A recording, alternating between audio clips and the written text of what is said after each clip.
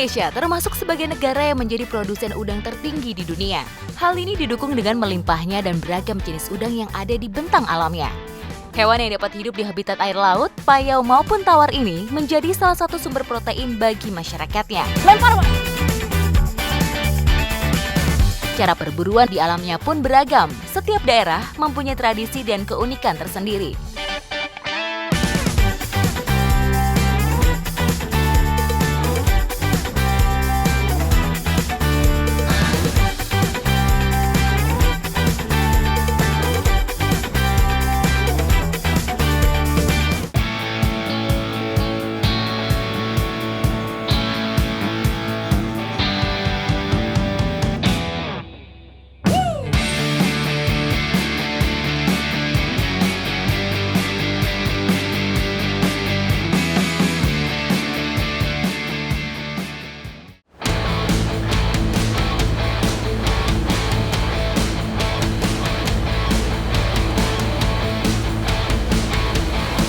Petualangan dimulai dari selatan Jawa.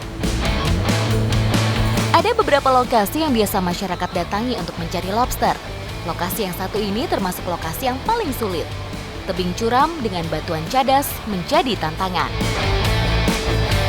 Kerang dan bulu babi menjadi makanan favorit lobster. Seluruh umpan harus dalam keadaan segar karena aroma yang amis dapat menarik perhatian lobster. Nah ini alat tangkapnya, disebutnya apa Mas? Rendet. Rendet. Jadi dia bulat dari besi, terus bagian jaring, bagian depan sama bagian belakangnya dikasih jaring. Jaringnya cukup tipis-tipis aja supaya lobster nggak bisa lihat. Terus tengah-tengahnya kita kasih sate kerang. Terus ini warna-warni biar lobsternya hop menarik, nggak bisa keluar. Setelah jaring siap, batu diikatkan pada ujung jaring agar rendet bisa tenggelam langsung ke lokasi lobster. Jadi dari tempat saya berdiri sampai ke air itu kurang lebih tingginya 60 sampai 70 meter. Jadi kita harus lemparnya pakai bambu, lempar sekeras-kerasnya biar dia sampai ke bawah dan gak nyangkut ke karang. Ikuti jejak saya, jejak petualang. Lempar Mas! Kunci kesuksesan memancing dengan cara ini adalah kekuatan tangan saat melempar umpan. Semakin jauh lemparan, rendet akan jatuh di lokasi yang diinginkan.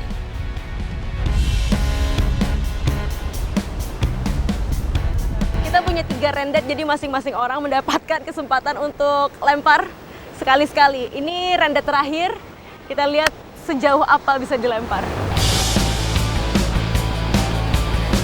Melempar rendet tidak selalu berhasil pada percobaan pertama. Seringkali rendet tersangkut di karang. Seling sederhana pun dibuat untuk dapat menjangkau tempat tinggal lobster. Untuk membuat seling, tali yang digunakan haruslah berukuran tebal. Jika kondisi ombak sedang bersahabat, seling tradisional ini dapat bertahan hingga 1 minggu. Jika sedang tinggi, seringkali seling terputus di hari kedua.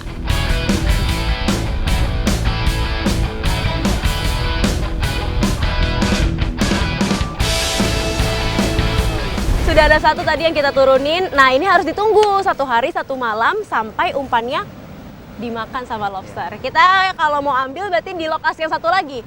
Ada lokasi yang satu lagi yang kalau surut hasil lobsternya bisa kita ambil. Jadi kita menuju ke sana ya Pak ya. Oke. Ikuti jejak saya, jejak petualang. Lokasi pengambilan lobster juga tidak kalah ekstrim. Untuk bisa menjangkau sampai ke bawah, masyarakat harus menggunakan tangga bambu tradisional.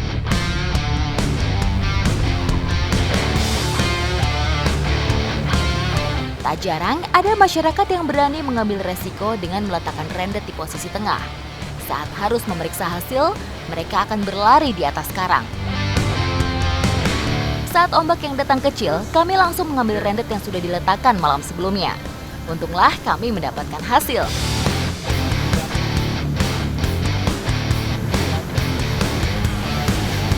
Mantap! Gede lobsternya. Namanya apa Pak? Lobster batu.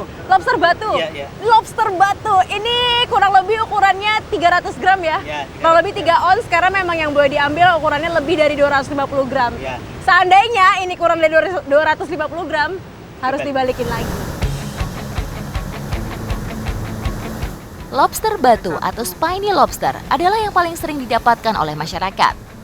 Panulirus peniculatus memang tinggal di perairan karang yang tidak jauh dari pantai. Krustasia ini biasanya hidup di pantai berkarang hingga kedalaman 100 meter. Lokasi 2, lokasi terakhir kami. Nah, ini ombaknya mengkhawatirkan. Besar. Nah, nunggu dulu. Mbak-mbak yang mau ya. gitu. Oke Pak, boleh? Ya, udah, boleh nggak apa-apa.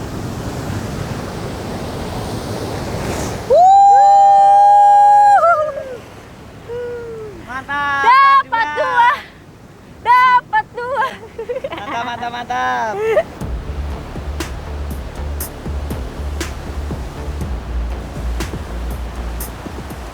Rezeki lagi.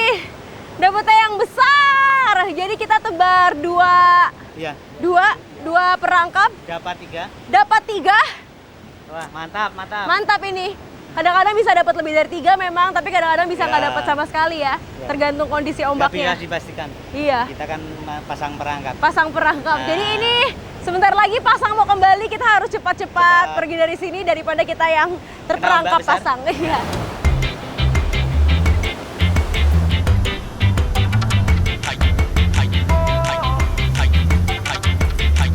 Saat yang paling ditunggu-tunggu kalau habis nangkap lobster, makan lobster.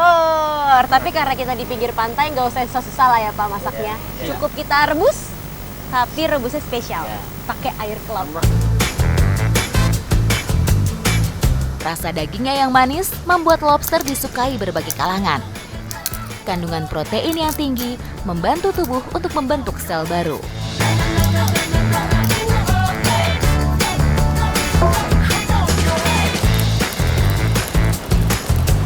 Masyarakat Gunung Kidul seringkali berkreasi dengan berbagai olahan lobster. Merebusnya dengan air kelapa dipercaya bisa menambah rasa manis dari dagingnya.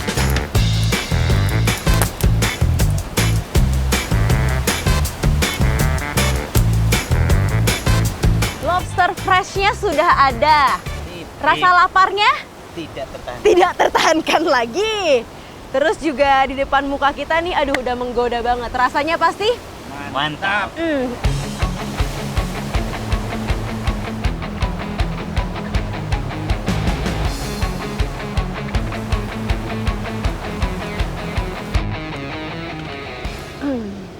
Manis semanis-manisnya. Daging lobster memang kalau fresh dia sudah manis. Tadi kita rebusnya pakai air kelapa, jadi makin manis lagi. Mantap. Capek-capek kita jalan terbayar ya Pak. Iya. Sedapnya luar biasa. Lobster mengandung asam amino esensial yang tidak bisa diproduksi oleh tubuh kita. Mengonsumsinya secara rutin juga baik bagi pertumbuhan gigi karena kandungan kalsium dan fosfornya. Buat yang punya kolesterol, Bapak Ya. aman kan kolesterolnya? Aman, ya Pak? aman. Hati-hati kalau punya kolesterol jangan banyak-banyak, nanti bisa langsung sakit kepala. Ikuti jejak saya, Jejak Jejak Petualang. Petualang!